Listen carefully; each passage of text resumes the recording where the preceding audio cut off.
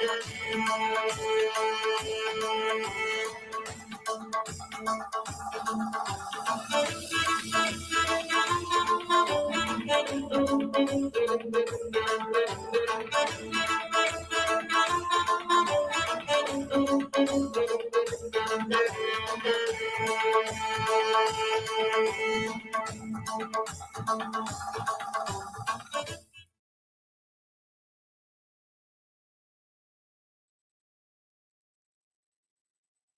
evening, ladies and gentlemen. Jai Hind.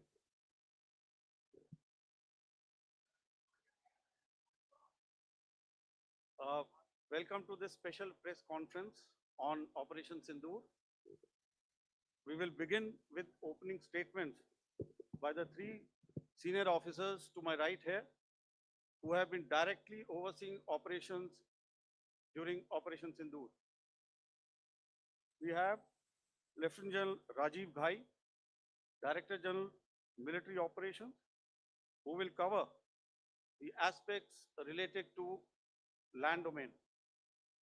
Air Marshal A.K. Bharti, to his right, Director General Air Operations, will provide insights on the air domain. And to my right is Vice Admiral A.N. Pramod, Director General Naval Operations, who will cover aspects on maritime domain. Following their briefings, we will move on to the question answer session. I now request the DGMO to commence the opening brief. Thank you, Sandeep. A very good evening to all of you, ladies and gentlemen. You are all by now familiar with the brutality and the dastardly manner in which 26 innocent lives were prematurely terminated at Pahalgam on the 22nd of April. When you combine those horrific scenes and the pain of the families that the nation witnessed with numerous other recent terror on our armed forces and defenseless civilians, we knew that the time had arrived to make yet another compelling statement of our resolve as a nation. Operation Sindoor was conceptualized with a clear military aim to punish the perpetrators and planners of terror and to destroy their terror infrastructure. What I do not state here, of course, is the often stated determination of India and its intolerance to terror. It set into motion a very diligent and microscopic scarring of the terror landscape across the borders and the identification of terror camps and training sites. The locations that emerged were numerous, but as we deliberated more, we realized that some of these terror hubs were now bereft of any presence and had preemptively been vacated, fearing retribution from us. There was also a term of reference and our own binding, self-imposed restriction to target only terrorists and thus prevent collateral damage. There were 9 camps that you are now all familiar with, which were confirmed by our various intelligence agencies to be inhabited. Some of these were in POJK, while there were others that were located in the Punjab province in Pakistan. Nefarious places such as Muridke, the hub center of the Lashkar-e-Taiba, has over the years bred infamous characters such as Ajmal Kasab and the likes of David Headley. What followed was a careful scrutiny of each of these sinister locations, their layout, configuration, even the type of construction in each structure, and the terrain obtained around these. This was with an obvious intent to deduce and identify the exact vector that was required for their neutralization, as also the eyes in the sky that we would send up to ensure that we brought back evidence that we had indeed targeted what we set out to. The precise images of these engagements on that fateful and historical night have already been showcased during the first press statement on the 7th of May that was helmed by our Foreign Secretary. I have no doubt in my mind that we achieved total surprise, and those strikes across those 9 terror hubs left more than 100 terrorists killed, including high-value targets such as Yusuf Azhar, Abdul Malik Rauf, and Mudassir Ahmed that were involved in the hijack of IC-814 and the Pulwama blast. The line of control was also violated soon after by Pakistan, and the erratic and rattled response of our enemy was apparent from the number of civilians, inhabited villages, and religious sites such as Gurudwaras that were unfortunately hit by them, leading to a sad loss of lives. The Indian Air Force played a major part in these strikes by engaging some of these camps, and the Indian Navy provided wherewithal in terms of precision munitions. The Indian Air Force obviously had their assets up in the sky, and I will here request Air Marshal Bharti, the Director General of Air Operations, to detail for you the methodology that the men in blue adopted to successfully manifest this mission. Thank you, Rajiv. A very good evening, ladies and gentlemen. It indeed is a difficult time that we have to come here like this and brief you. We could have done without this, but we had no choice. As the DGMO has detailed, the event was precipitated by the dastardly act at Pahalgam. The sequence of events have already been detailed. We carefully selected the targets, and out of the 9 selected targets, the target systems that were given to the Indian Air Force were the notorious training camps at Bhavalpur and Muridke, these being further from the international boundary. Through critical target system analysis, we analyzed what was to be done to annihilate these targets and plan to engage these targets with precision air-to-surface guided munitions so as to avoid collateral damage. The modalities of planning process, I will not go through at this instant. However, what I would like to show you is the results that we achieved through our targeted airstrikes. Could I have the second slide, please?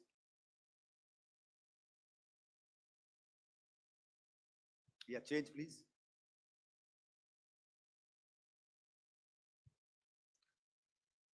Okay.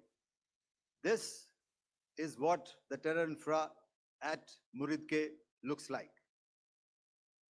If you see, north is as indicated, and to the right is east, where the international boundary lies.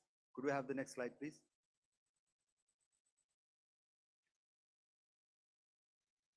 Orientating. Just go back one slide. Okay. Please have a look at this red building, the series of buildings out here, and this empty ground. Next. If you relate, the empty ground is here, and you see this is the first weapon that is impacting. This is the impact point number 1 on Muridke training camp with our precision guided weapon on early morning 7. Next, please. Keep your eyes glued for the second weapon coming in and the second impact on the selected target point. Next slide, please.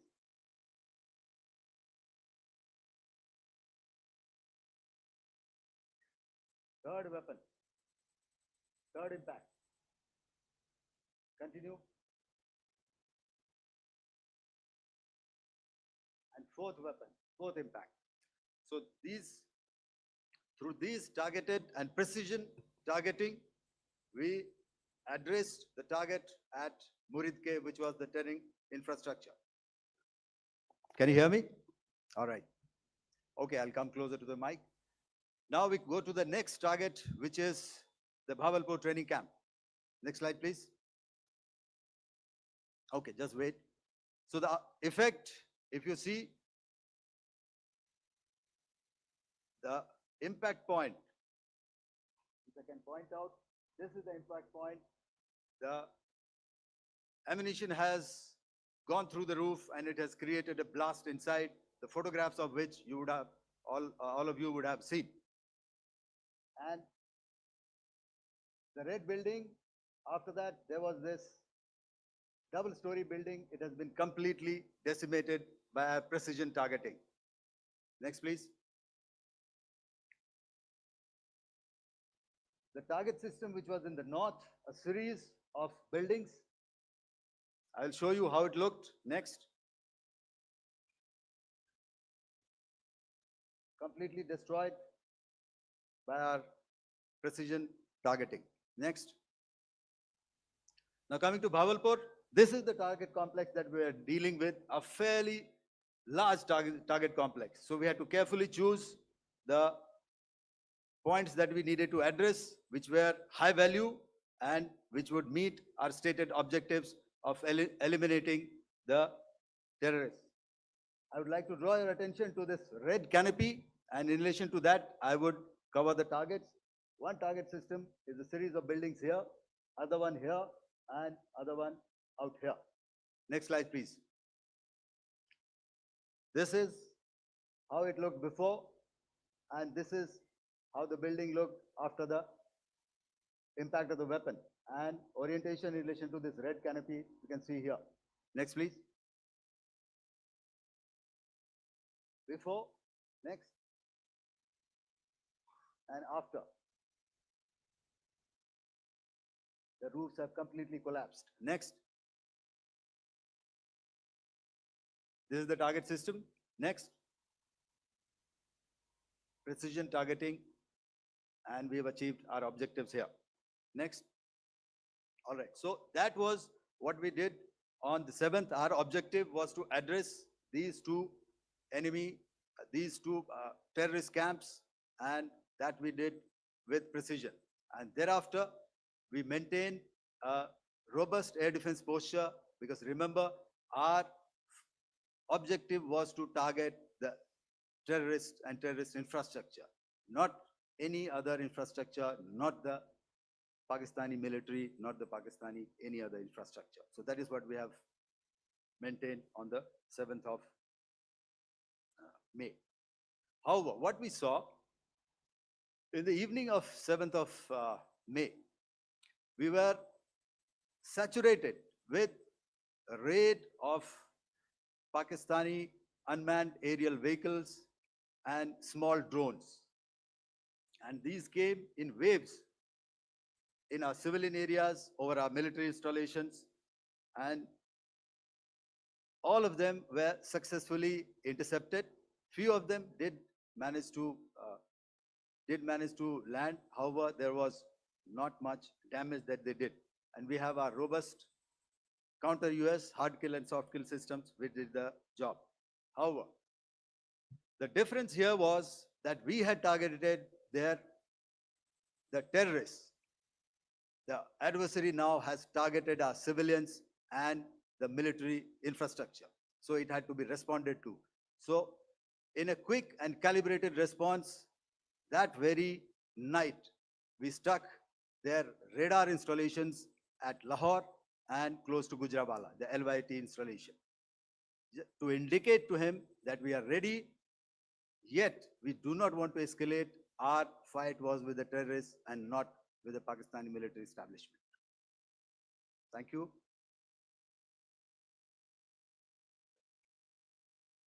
Thank you, Air Marshal Bharti. So, ladies and gentlemen, he's outlined operations not only on the night of 6th and 7th of May, when Operation Sindoor commenced, but also on the subsequent night. Being well aware and familiar with the congenital and impulsive nature of our adversary, and even though we did attempt to reach out and communicate our compulsions to strike at the heart of terror to my counterpart in the immediate wake of Operation Sindoor, the request was brusquely turned down, with an intimation that a severe response was inevitable and in the offing. We were, of course, prepared. Operations on the 7th and the 8th, Air Marshal Bharti spoken about.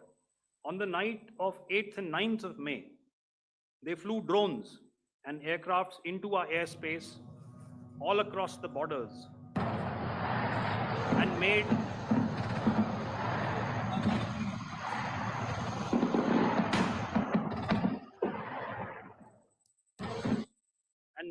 largely unsuccessful attempts to target numerous military infrastructure. Violations on the line of control by Pakistan also commenced yet again and precipitated into fierce arty engagements. The air operations on the night of 8th and 9th of May, I'll yet again request the DG Air Operations to cover.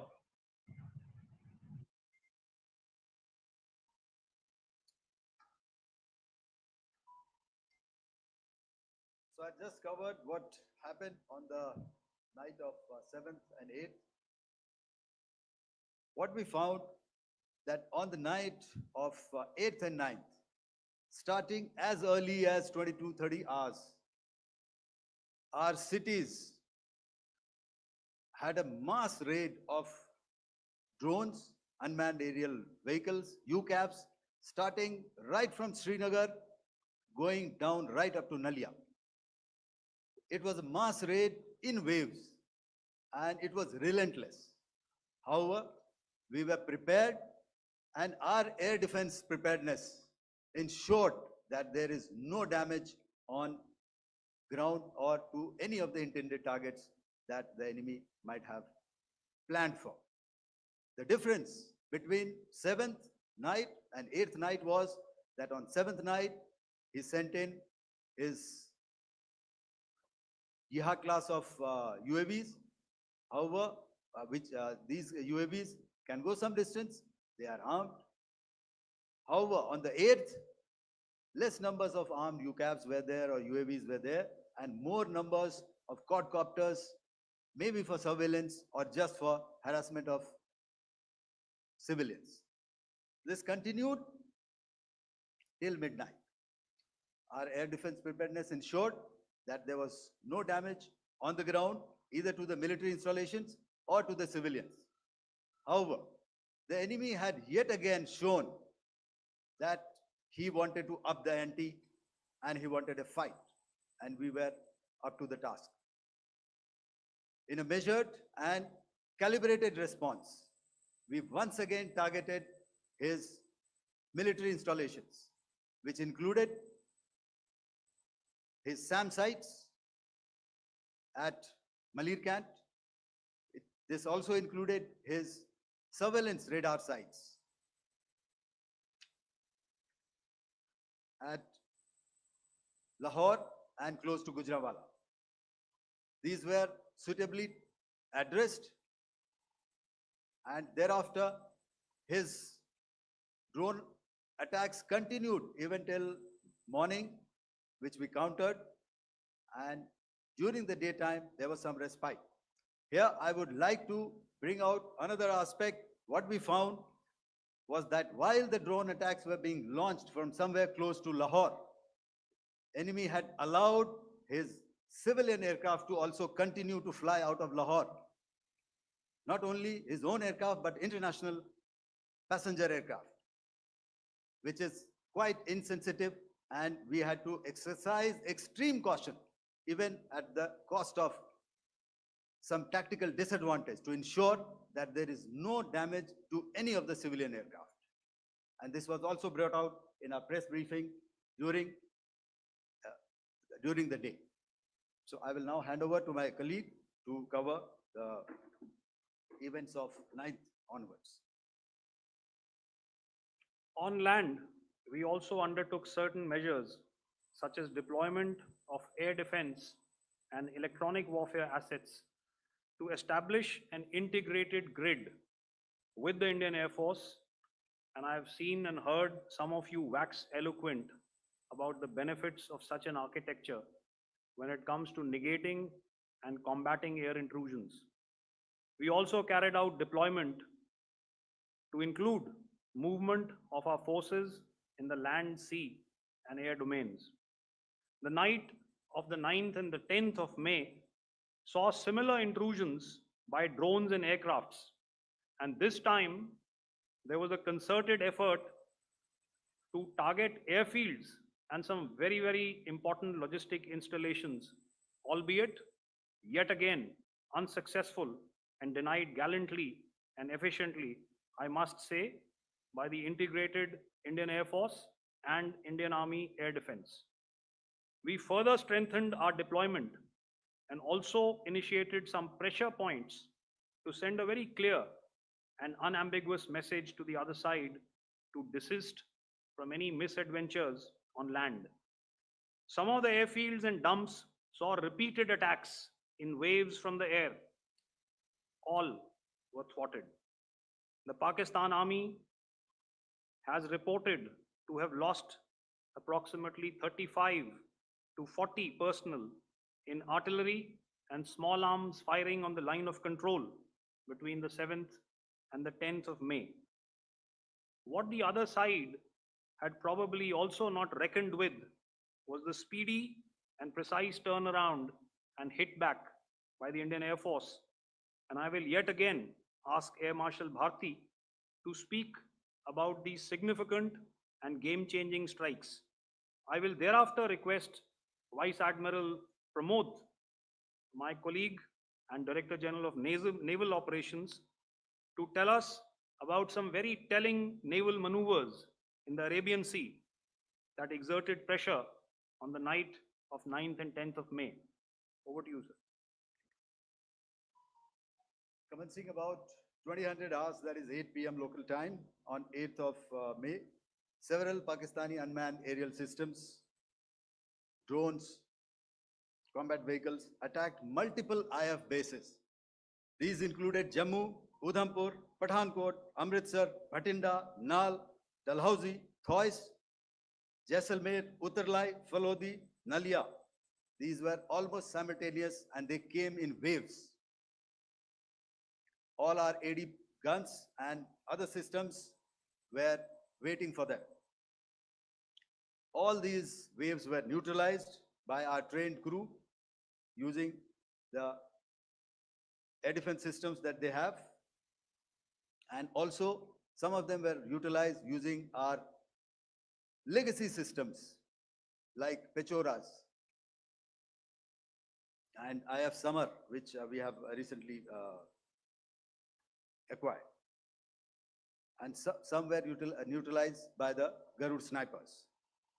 There was no damage on ground from these incursions and these mass raids, if I could call them, from the Pakistani side.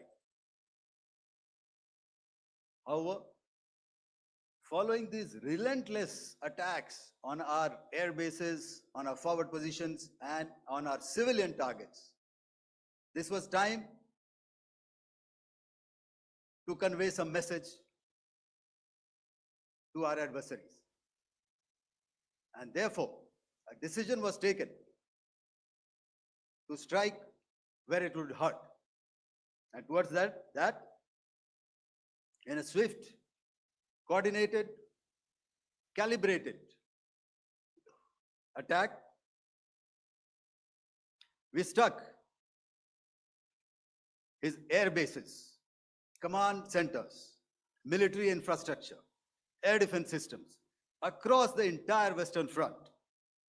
The bases we struck include Chaklala, Rafiki, and mind you, Chaklala is Islamabad. Rahim Yar Khan, Sakar, sending a clear message that aggression will not be tolerated. This was followed by strikes at Sargoda, Bholari, Jacobabad.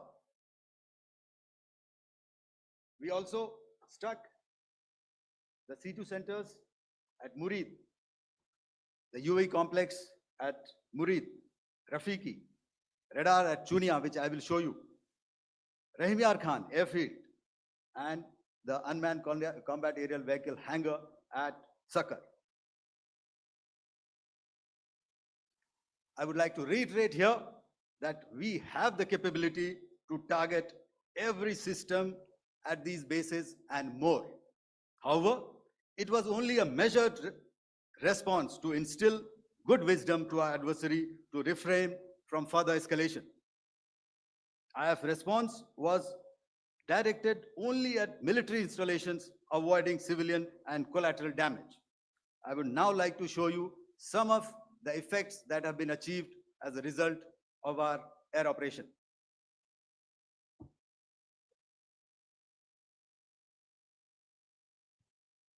Here is the Pasroor air defense system. If you could see, zoomed up view.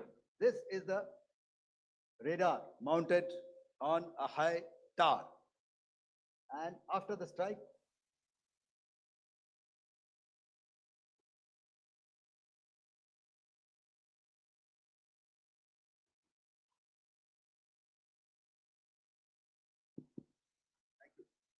can you hear me? Yeah, thank you. And after the strike, this is what has happened. This radar has been taken out, completely burnt. Next slide, please. The Chunia air defense radar, which was taken out on 7th and 8th. This is the radar site. A blown up photograph, once again, on a tower. Not very clear, but what you see very clearly is the after effect after we have stuck. The radar head has been completely decapitated. Next slide, please. Arifwala air defense radar. In this complex, you see how it looked before, blown up image, and after really blown up. Next. Now coming to Sargoda airfield.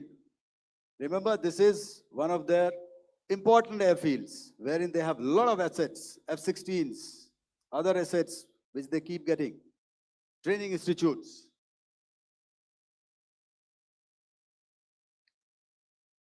And we have stuck this airfield. It is not, if you zoom in here, then one impact point here on the runway and second impact point of our weapon, precision weapon on the runway. And if you see this blown up, repairing going on, same here. Next. Rahim Yar Khan. This is the area we have stuck. A deep strike out here and one complex here.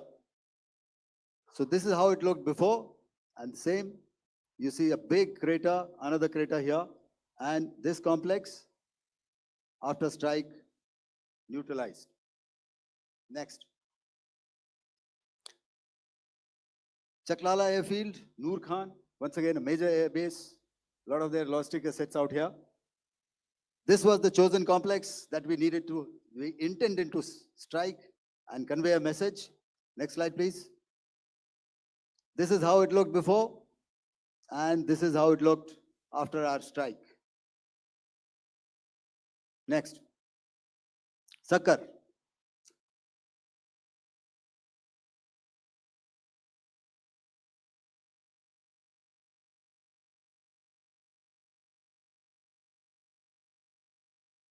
We chose the radar site at Sakar. This is the radar site. And after it was struck, this is the aftermath, completely burnt out. Next, please. Aircraft shelter. This is how it looked before the strike, and this is how it looked after the strike. The roof of the buildings completely caved in and burnt. Next. Polari Airfield, aircraft hangar. This is how it looked before, and this is how it looked after the precision strike. Next. Jacobabad, aircraft hangar, and this is how it looked after. Next. So what I'm trying to convey here, ladies and gentlemen, is to start with, our fight was neither with the Pakistani military nor with anybody else who's there on the other side. Our fight was with the terrorists.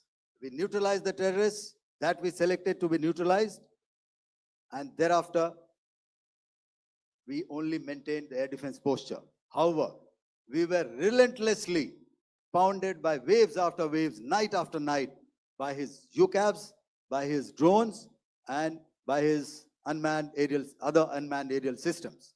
And that left us with no choice but to retaliate, and yet our retaliation was calibrated, it was graduated, and it was proportionate. Thank you.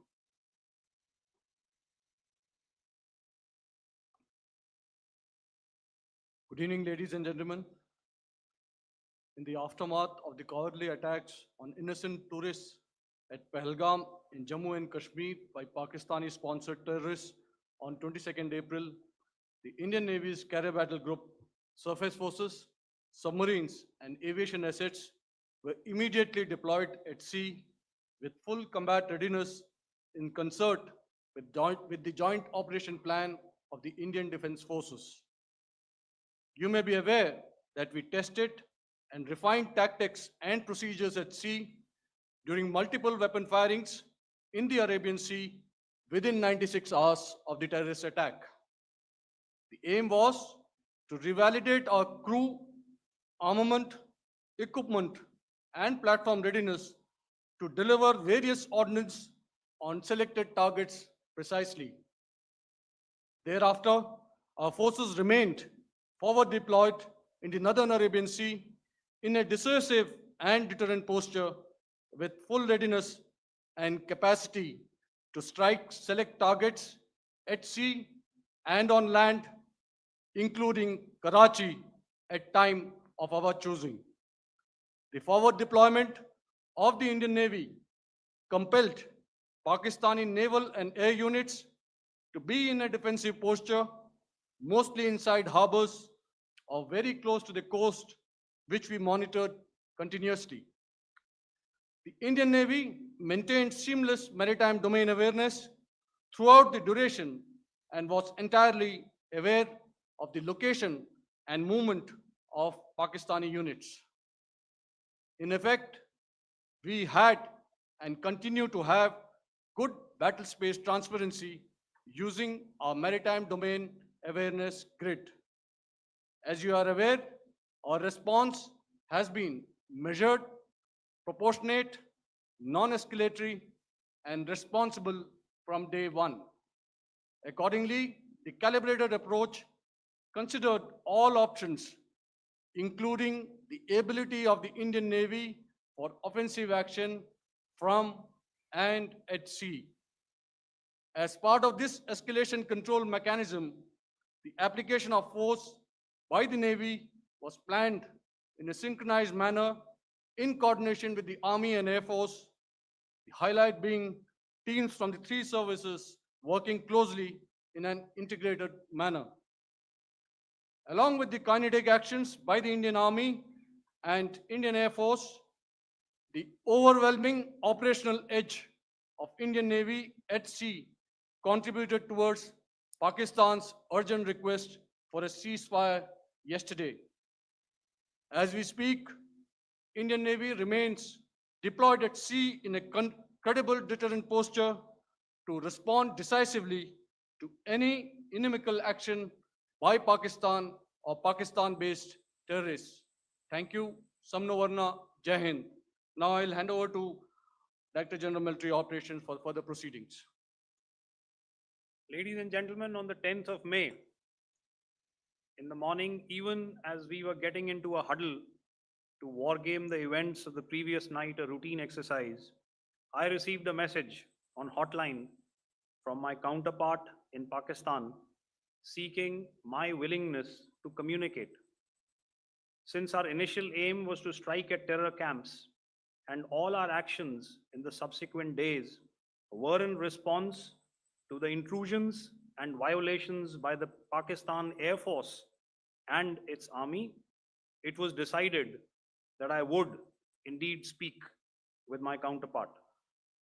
You are already aware, I've seen it being covered on national television, that my communication with the Pak DGMO was conducted at 15:35 hours yesterday and resulted in cessation of cross-border firing and air intrusions by either side with effect from 1700 hours 10th of May, after he proposed that we cease hostilities.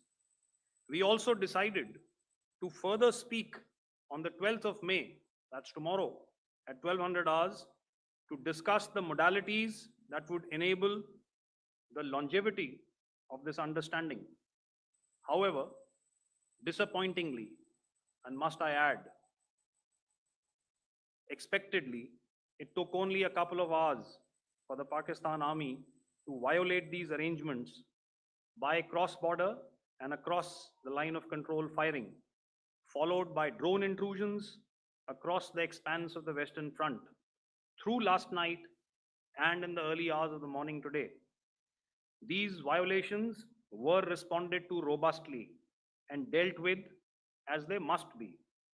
We have earlier today sent another hotline message to my counterpart highlighting these violations of the understanding between the DGMOs on the 10th of May and our firm and clear intent to respond to these fiercely and punitively, if repeated tonight, subsequently, or later.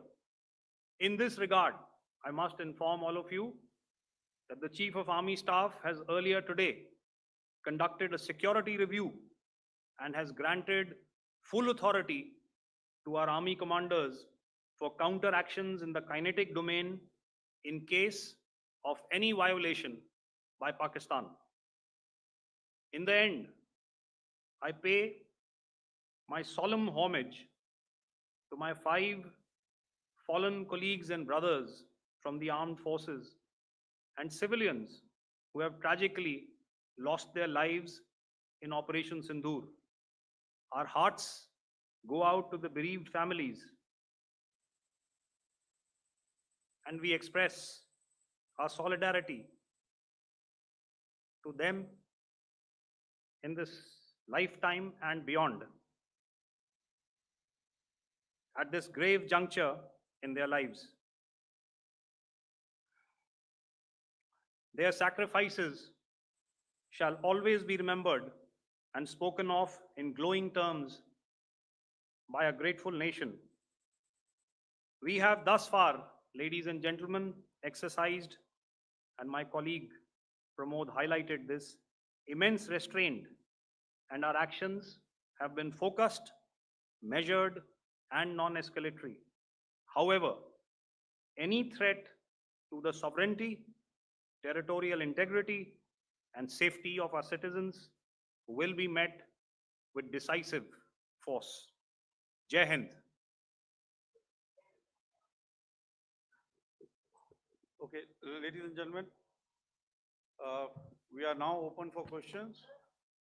All right, now since I would not know all of you, I would expect you to please raise the placard or your hand, and once I indicate, I expect you to please give out your name and the media group that you belong to. Keep your questions short so that we can take as many questions as possible. Also, ladies and gentlemen, kindly bear in mind that confidential aspects may not be answered by the 3 DGMOs. Right. I've got a lot of hands here. Let me start from the left. Left foot always in front when we start marching. So here we have to the left, okay. Um, yeah, 238.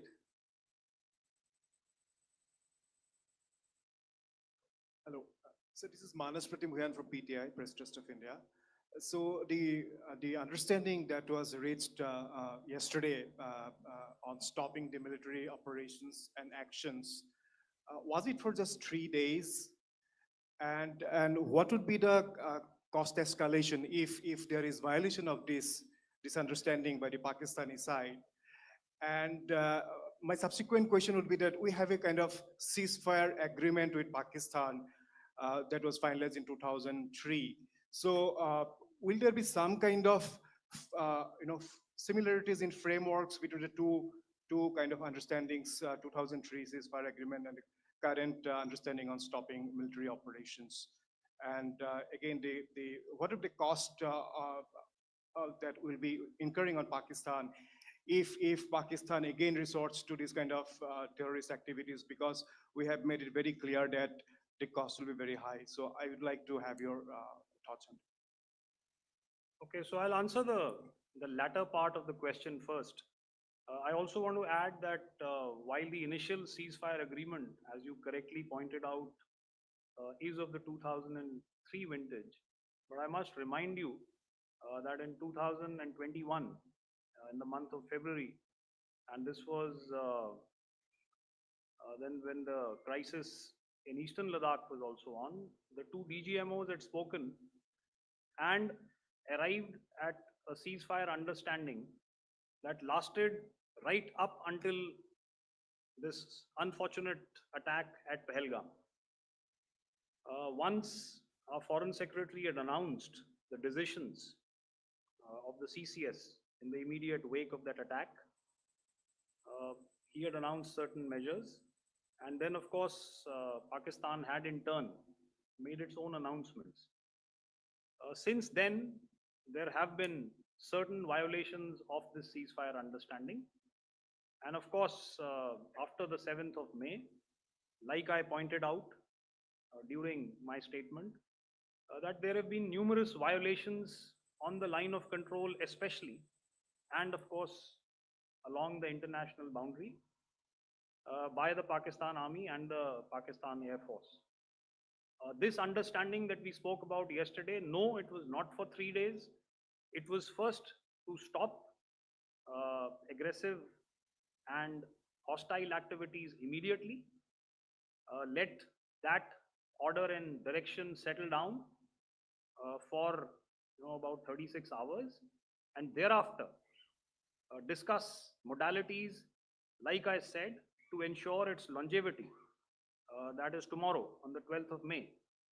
But unfortunately, we had a violation starting at approximately 1900 hours last night. And we've sent a communique, like I said, to the Pakistan Military Operations Directorate. And we will await to what happens tonight. All right. I will. The cost escalation, I mean, I'll leave it to your best imagination. I've already said that the response will be fierce and punitive. Now, the right foot forward. Yeah.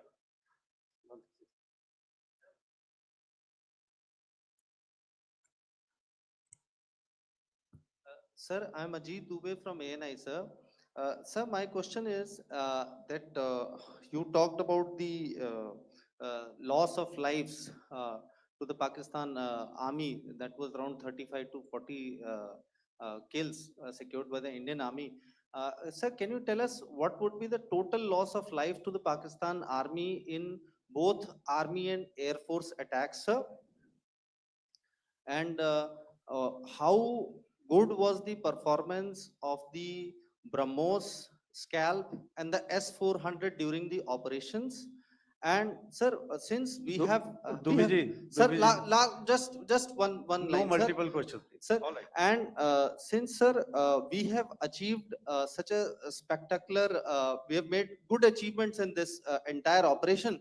can we say that we have emerged victorious, or we have a big upper hand over the Pakistanis in this entire conflict? Thank you very much, sir. So I'll answer the question about the loss of lives on the other side. Of course, there are various means to ascertain that number. There is information from various agencies that come in. There are, of course, on the line of control, other ways to find out as to what has been the effect of what you are doing there in ceasefire violations. So therefore, I mentioned 35 to 40 on the line of control. And please remember that once Operation Sindoor was launched, the responses of the Pakistan Army were also on Indian Army or the Indian Armed Forces infrastructure. Let me put it that way. So that's why I did not cover casualties of the Pakistan Army, at least in the initial phases of battle, because those were not our targets. Our targets were terror oriented. And of course, later, once they launched air intrusions and air operations on our infrastructure, we've used heavier weapons, and of course, there would have been casualties, but those are still being assessed.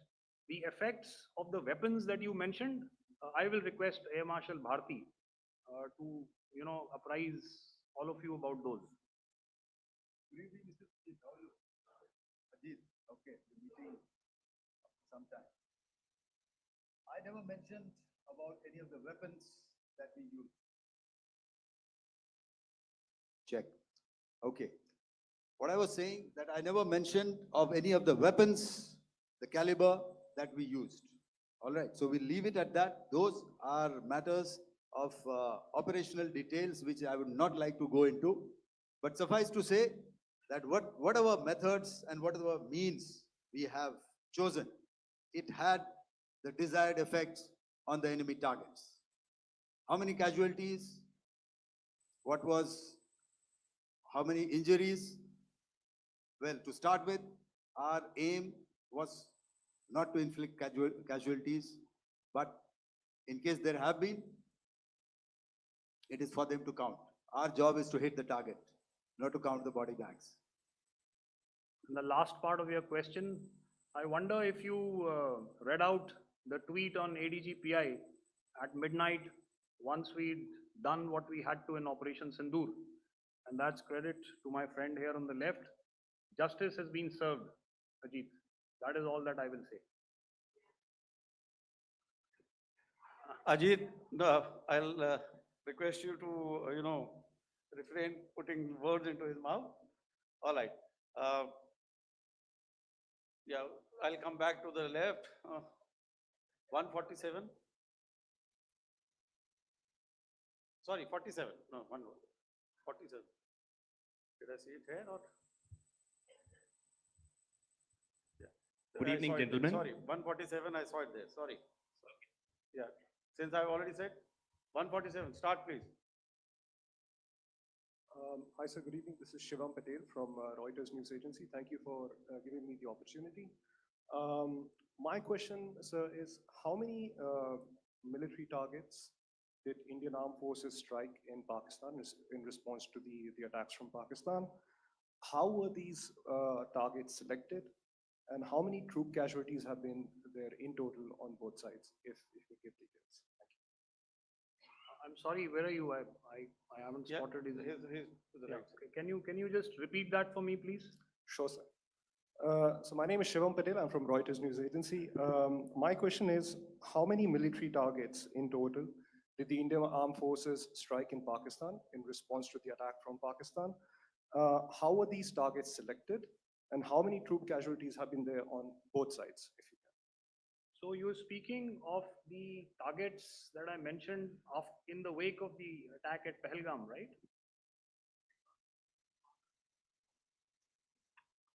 Yeah, I think it's amply clear to everybody here that the Pakistan Army has not crossed the international boundary, neither in the plain sector nor on the line of control. So the intrusions have been in the air. There have been certain attempts on the line of control when ceasefire violations have been on to try and infiltrate and carry out and perpetrate activities that we are all very well familiar with. Whether these are by terrorists or by the Pakistan Army or its special forces and commandos is difficult to say, but each of these have been effectively thwarted. So therefore, as far as engagements of military targets on the other side is concerned, I thought Air Marshal Bharti covered those very well and, in detail. And he also mentioned as to how they went about targeting those. I think those images were very clear and very, very graphic in telling us as to what we needed to hit. And you'll remember that right at the outset, I said that we even went into what was the construction in each of these locations, and therefore decided on the vector that had to be utilized. Please.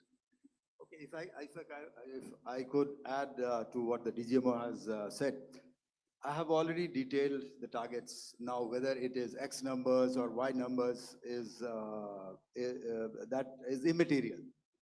And what damage have we inflicted? You have seen.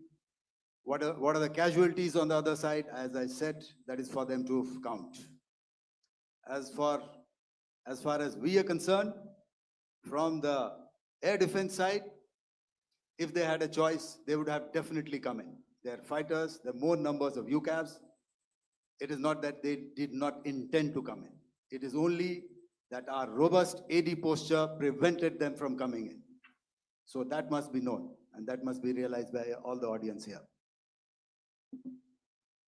Yeah, I'll come to the left now, 24.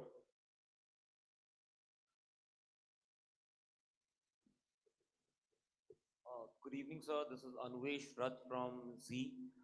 Sir, I wanted to know on the first briefing, which was done by FS and two representatives from Air Force and Army, you showed a list where there was 21 places in that list. You have stuck 9. Are more operations going to be held? Is Operation Sindoor still on? And the second question, thank you, sir. Thank you so much. And also, I Thank- want to congratulate all three of you for a fantastic operation that you guys have done. Thank you so much. Thank you so much for that one question. Yeah. Sir, the question. Unfortunately, Rath, is that your name? I'm sorry. As far as operational details are concerned, I am not in a position to share those right now. But I think I'll take a cue from Pramod. He said towards the end that the Indian Navy is still in a posture that is deterrent. And I have already made it very clear towards the end of what I said that it's only a couple of hours ago that the Chief of Army Staff has carried out a security review, and he's authorized our army commanders to deal with violations of any kind from across the borders in a manner that they deem fit. So again, to reiterate, the response will be fierce and it will be punitive.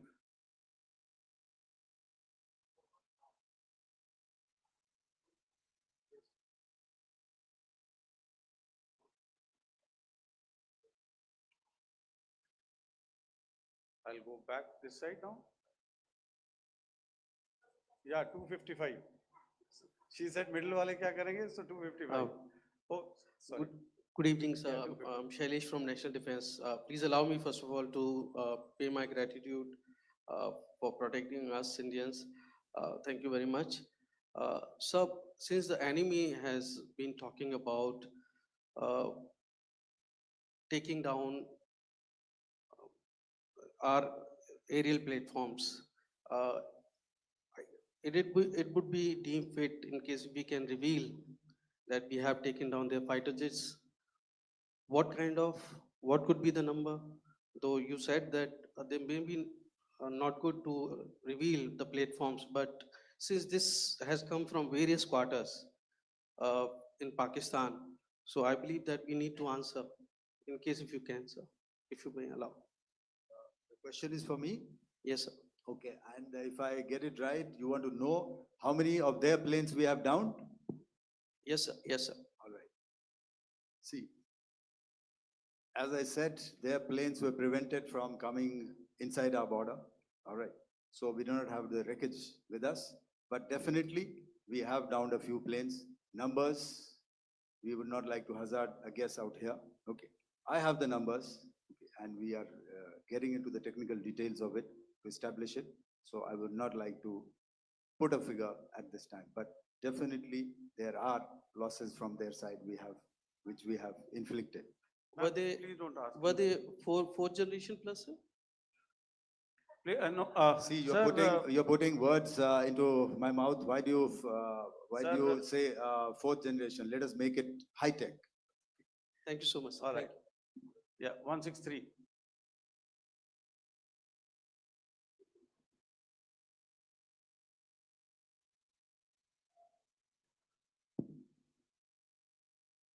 तो मैं मंजीत नेगी हूँ आज तक से। मेरा सवाल ये है कि इस पूरे ऑपरेशन में जो आतंकी ठिकानों को निशाना बनाया गया, क्या नंबर्स कुछ बता सकते हैं कितने आतंकी मारे गए? कुछ नाम सरकार मतलब कुछ नाम मीडिया में आए भी हैं जो बड़े उसके मास्टरमाइंड थे। और एक सवाल जो आज एयरफोर्स ने भी ट्वीट किया कि ऑपरेशन सिंदूर अभी जारी है और सरकार की तरफ से भी कहा गया। और पिछली बार जब विदेश मंत्रालय की प्रेस कॉन्फ्रेंस पहली हुई थी उसमें वो लिस्ट दिखाई गई थी कि 21 टेरर कैंप आइडेंटिफाई किए गए हैं। तो क्या जो बाकी बचे हुए टेरर कैंप उन पर भी कार्रवाई होगी? और एक नंबर अगर आप बता पाएं कितने टेररिस्ट मारे गए? Manjeet ji, 3 questions. The third one has just been asked here before. So 21, this thing. So I'll request the first two to be answered so that we have more number of people who can ask. Manjeet, जब मैंने statement दिया तो मैंने शुरू में ही कहा कि जैसे ही ऑपरेशन सिंदूर कॉन्सेप्चुअलाइज हुआ तो हमारा जो पीछे की कार्रवाई होती है स्पेड वर्क और टारगेट्स को आइडेंटिफाई और एनालाइज करने की कार्रवाई शुरू हो गई थी। मैंने जब स्टेटमेंट दिया तो मैंने बताया कि बहुत सारे थे, हमने 21 दिखाए होंगे और भी हैं, लेकिन वो लिस्ट फिल्टर करते करते 21 तक पहुंची। अब क्या आगे एंगेज किए जाएंगे? अगर जरूरत पड़ेगी तो जरूर एंगेज किए जाएंगे, लेकिन मैंने बताया कि इस समय जो इंट एजेंसीज ने हमें बताया कि फलाने कैंप में प्रेजेंस है, हमने उनको एंगेज किया। कुछ नाम मैंने लिए, कुछ नाम अभी पुख्ता किए जा रहे हैं। मैंने आपको बताया कि जो इंट एजेंसीज ने अभी तक असेसमेंट किया है उसमें उन्होंने कहा है कि तकरीबन 100 से ज़्यादा मारे गए हैं। और एक आज आपने तस्वीर भी देखी कि काफ़ी प्रोमिनेंट जो फ्यूनरल था, काफ़ी प्रोमिनेंट एक जो हस्ती हैं वो ऑर्गेनाइज कर रहे थे, और उस फ्यूनरल में और कौन कौन लोग अटेंड कर रहे थे वो तो आपने देखा ही। तो आप लोग सब समझदार हैं और मुझे ये कहने की ज़रूरत नहीं है कि इन लोगों को कहाँ से सपोर्ट मिल रहा है। अगर नहीं मिल रहा होता तो ऑपरेशन सिंदूर नहीं होता, तो उसी की वजह से है ये ऑपरेशन। तो मेरे ख्याल से मैंने आपके सारे सवालों का जवाब दे दिया। Ma'am. Sir, next is from 17. Sir, मेरा नाम अंजू निर्वाण है, GV9 भारतवर्ष से। सर, मेरा सवाल ये है कि ऑपरेशन सिंदूर में हमारी जो इंडियन नेवी है उसके बारे में सर थोड़ा सा बताएं कि किस तरह की उसकी भूमिका रही, क्योंकि हमने इस दौरान सर देखा कि बहुत सारी स्पेकुलेशन भी रही और ये बोला गया कि कराची तक हमारी नेवी ने ऑपरेशन किया है। तो सर इस पे थोड़ी सी क्लैरिटी चाहिए। और सर हमने कौन कौन से फाइटर एयरक्राफ्ट डाउन किए हैं, अगर उसका भी थोड़ा सा क्लैरिटी मिल जाए तो अच्छा रहेगा। तो मैं आपका पहले सवाल का जवाब दूंगा। I will make few sentences and leave it for your imagination. First of all, as I mentioned, we have quantitative and qualitative edge to deliver a massive blow to our adversary. And we completely dominate in the maritime front. Indian Navy's action is part of the escalation ladder mechanism which we have worked out amongst three services. This time, if Pakistan dare take any action and Pakistan knows it, what we are going to do. That's all. आपके सवाल का जवाब मैं पहले दे चुका हूं। आपके सवाल का जवाब मैं पहले दे चुका हूं, इसलिए मैं बस उस तक ही सीमित रखूंगा और इतना कहना चाहूंगा कि आने वाले दिनों में आपको खुद ही पता चल जाएगा और ऐसी बातें छुपी नहीं रहती हैं, तो पता चल जाएगा. So at this time we'll just let it be. Okay, ladies and gentlemen, we have one or two more questions, sir. So, please, they are going to be outside. You can speak to them there also. 104, 104.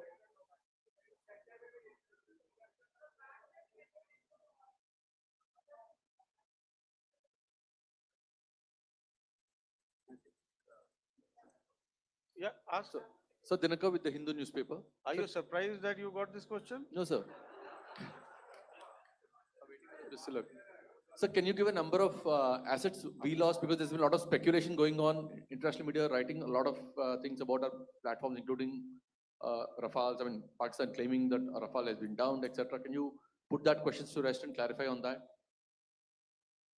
I guess that question is for me. All right, I'm happy that you've asked this question. You know, we are in a combat scenario and losses are a part of combat. The question that you must ask us, okay, and indeed that we must ask ourselves, you inclusive, is have we achieved our objectives? Have we achieved our objective of decimating that terrorist camp? And the answer is a thumping yes. And the results are for the whole world to see. As for the details, what could have been, how many numbers,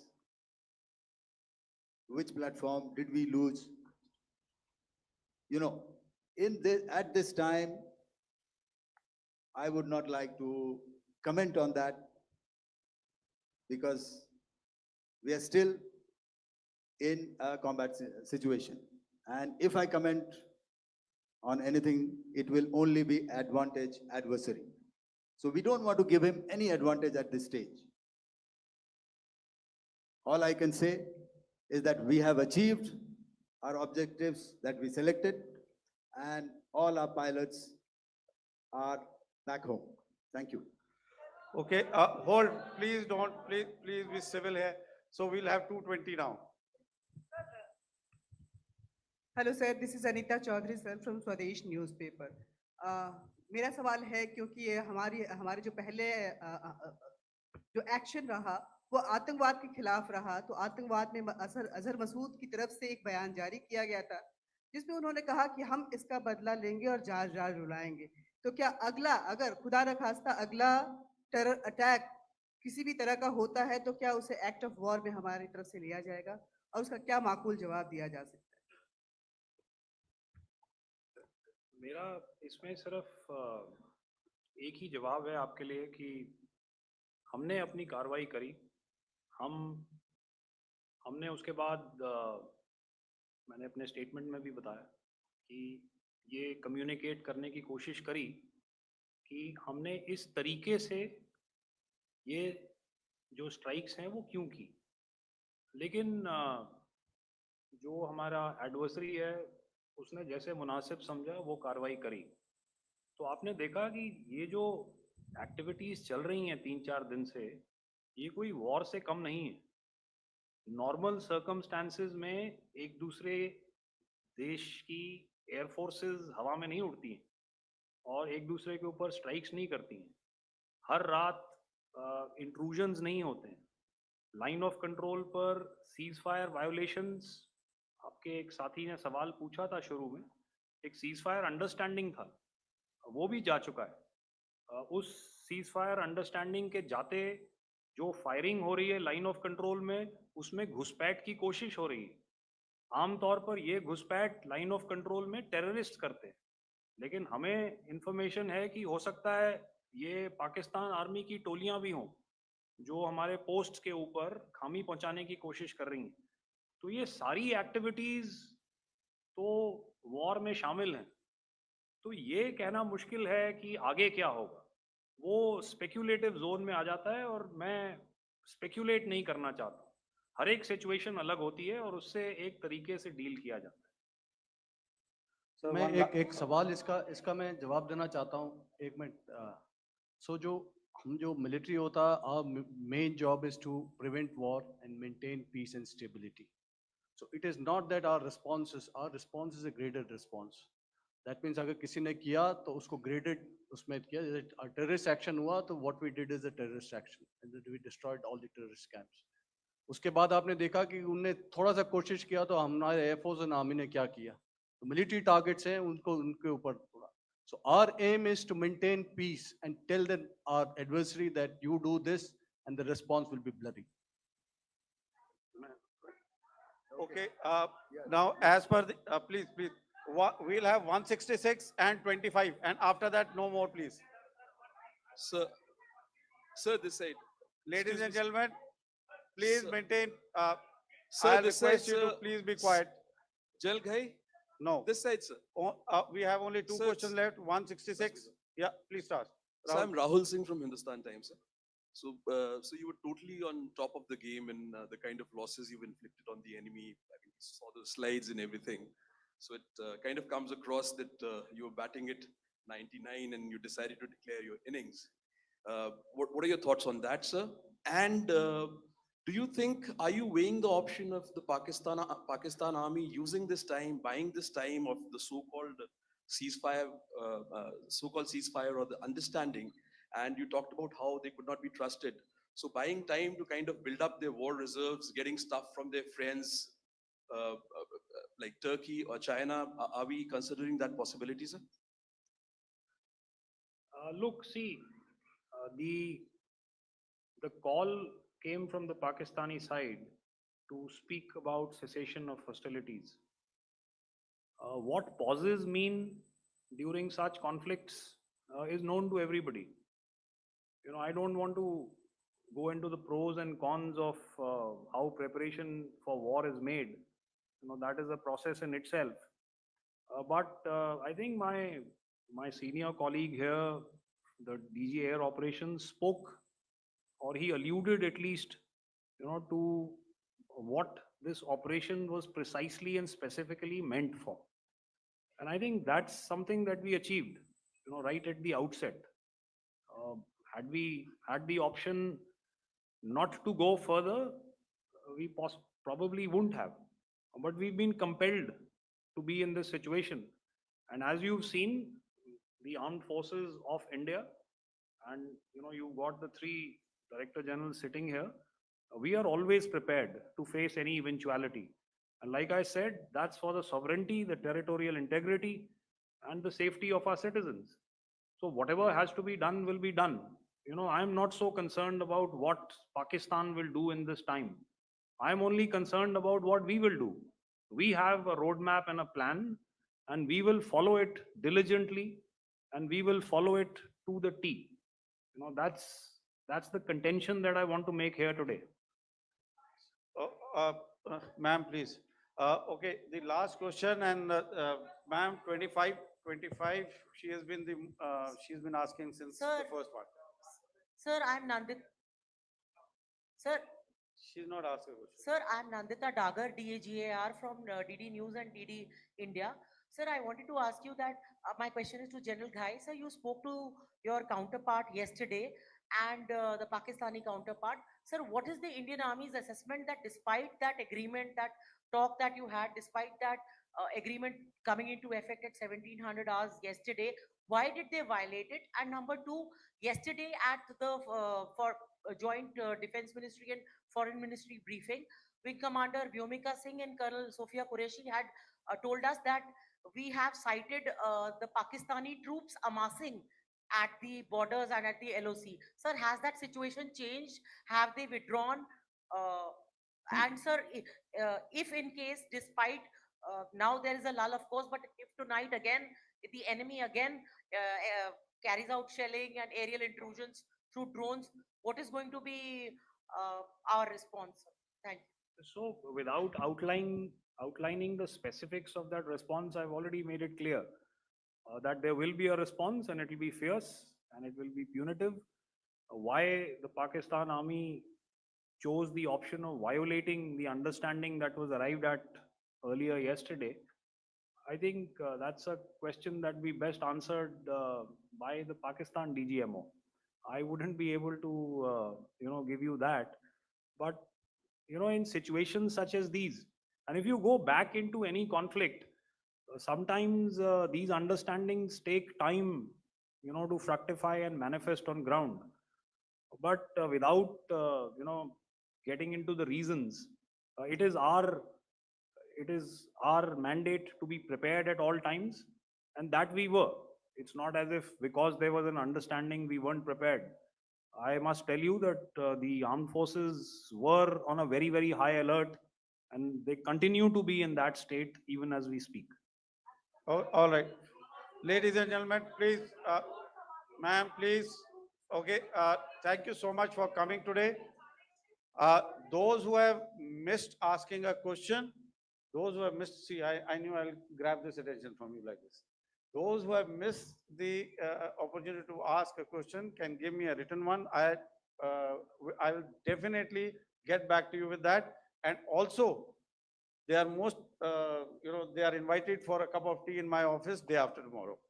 Thank you, ladies and gentlemen, for coming. Thank you. Thank you very much. Jai Hind. Jai Hind.